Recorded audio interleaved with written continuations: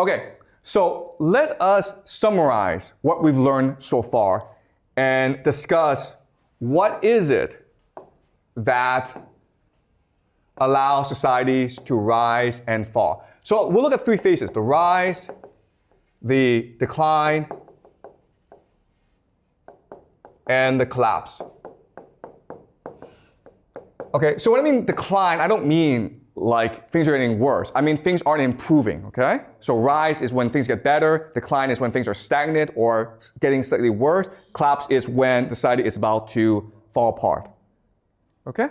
So if you look at these three particular phases of society, there are different characteristics. When a society rises, it is first and foremost open. Open just means that you have opportunities for social mobility in the society. If you're a poor person, you can make money. You can become wealthy. Your talent is appreciated. It's a meritocracy. It's innovative. If you criticize society, people are like, thank you for criticizing us because criticism makes us better people. Okay, there's open debate. Now, what's really interesting is most young societies are open societies, okay? So, for example, in 1950s, America was a democracy, right? China was communist. But, this is really interesting, in the 1950s, they were both open societies. You could criticize leaders. In fact, you were encouraged to criticize leaders. China was as democratic back then as the United States, okay? So it's not about political systems, it's just about what stage you are in social development. So if you're young, you're going to be open, you're going to be democratic, you're going to be meritocratic. You want to learn, so you will listen to criticism, okay? That's the first great characteristic of a society on the rise. It's openness. But when you reach a decline phase, guess what? Society becomes bureaucratic. Okay? Bureaucratic. Why? Because if we go back to this model, as a company loses more and more money, the managerial class is concerned with maintaining their jobs. So they become bureaucrats. Okay? They have to prove their worth. So they create a lot of paperwork. They make everyone follow the rules.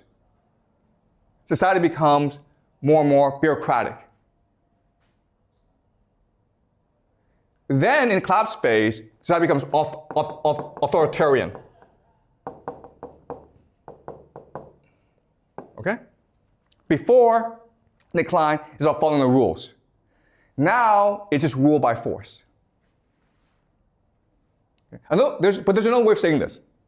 In the rise phase, what matters is the consent.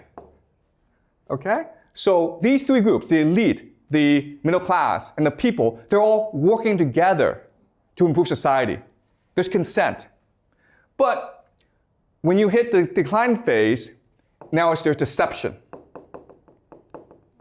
And then when you hit the collapse phase, it's coercion.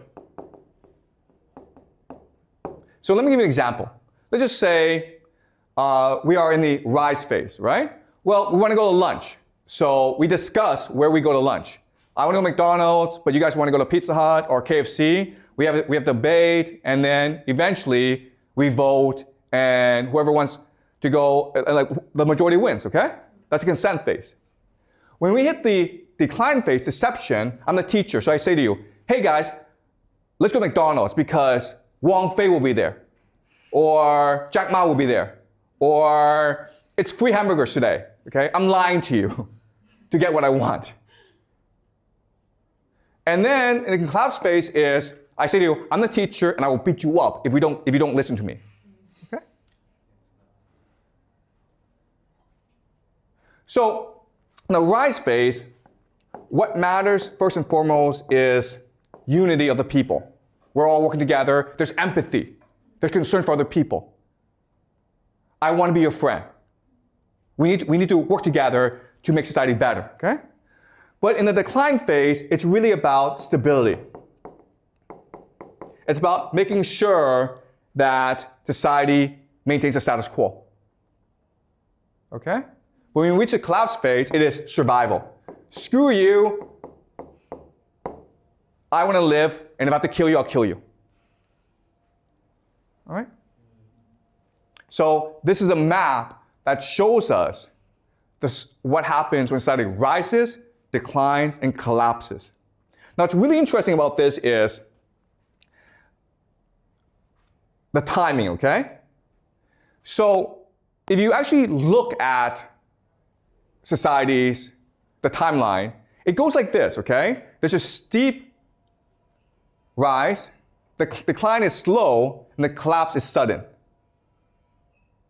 So people think, oh, decline, things get worse, but we follow this trend, we'll still be here, but actually the collapse happens really fast. Why? The reason why is this system cannot survive external shocks.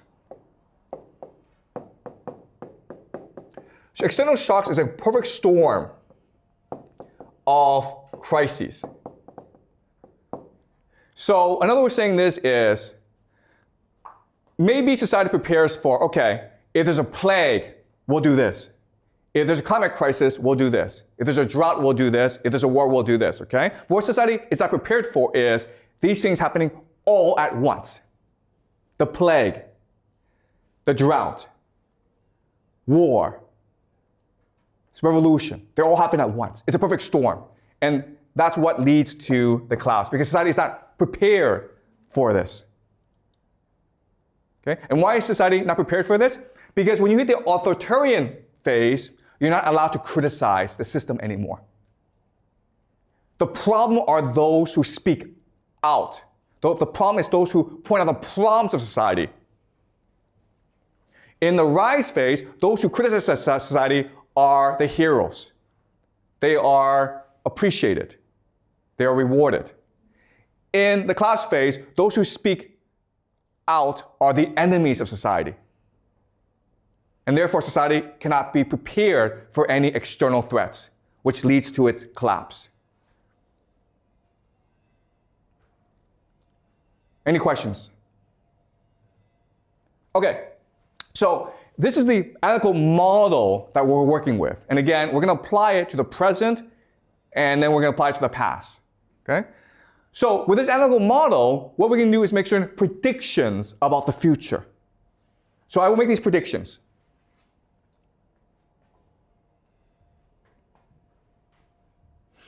And I expect these things to happen in the next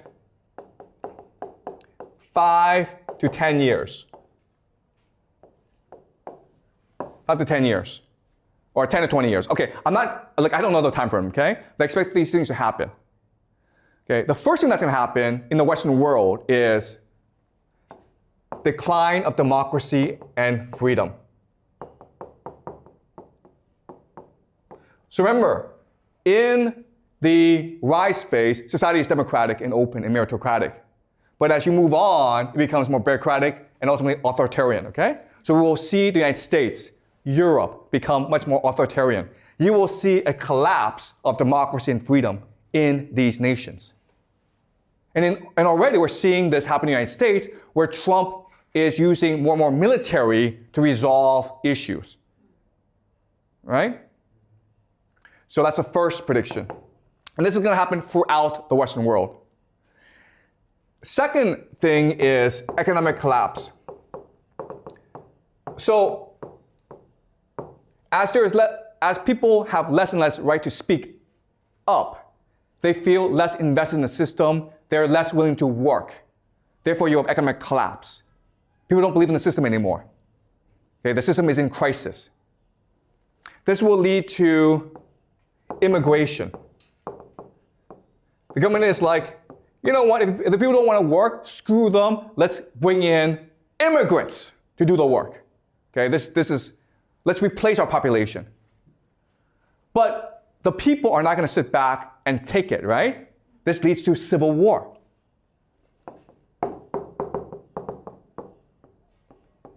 People are not killing each other on the streets. And the government is like, you know what? If we continue to let them fight, eventually they're going to come after us. So what we'll do is send them off to like these stupid, pointless wars overseas. Okay? So now you have stupid wars. Stupid foreign wars. And these are my 5 predictions for the world for the next 5, 10, 20 years. Okay? Europe and America will see less freedom and democracy. There'll be economic collapse, increased immigration, civil conflict, and then ultimately stupid foreign wars. And I'm not saying this happens in a sequence. I'm saying you'll see all 5 things. Okay? But they may happen in different order. Any questions? Was this clear to you guys? Yeah, thank you. Is there any chance that the government tries to use a war to distract the people? Like they're trying to hide all of the collapse of the society and their country? Yeah, that's a great question. And the answer is, that's what wars are for. It's to distract the people, right? Because if you don't distract the people, they'll come and revolt against you. So you either send them to a war, or you could have a French Revolution on your hands. Right? That's your option. War or revolution? I think war's the better option. That's why we're heading into a world at war. Why not revolution? Okay, no, I'm saying, like, if you don't send the people to war, they will revolt against you. So you send them off to war to distract them, to get rid of them. But what if they're right? They don't care. Okay, there's no right and wrong here, okay, guys? Okay, all right. Okay, I apologize, okay? But one thing that you will learn in my class is there's no right and wrong. There's no logic, okay? It's not like it is immoral to send people to war. I know that. Thank you very much. Okay, but I'm trying to explain to you how power works. That's a theme of this course. I'm trying to explain to you how people in power think and behave. All right? And again, I keep on saying this. I don't know if I'm right. But what I'm doing is I'm presenting a theory, a model that we can use to make predictions. And if these predictions work out, if it actually happens, then our model, there's some accuracy to our model, okay? We'll have to refine our model, but there's some accuracy to it. But hey, if tomorrow Trump, Putin, Xi all get together and says, let's be best friends, then I'm wrong, right? Okay? So that's what we're trying to do in this class. We're not trying to argue what is right, what is wrong, what is just, because quite honestly, it doesn't matter, right? Morality doesn't matter here. It's about power. We're trying to understand how the world works. And if we do that, then maybe we can work together and build a more just world. But first we need to figure out how the world really, really works. Okay? Any more questions?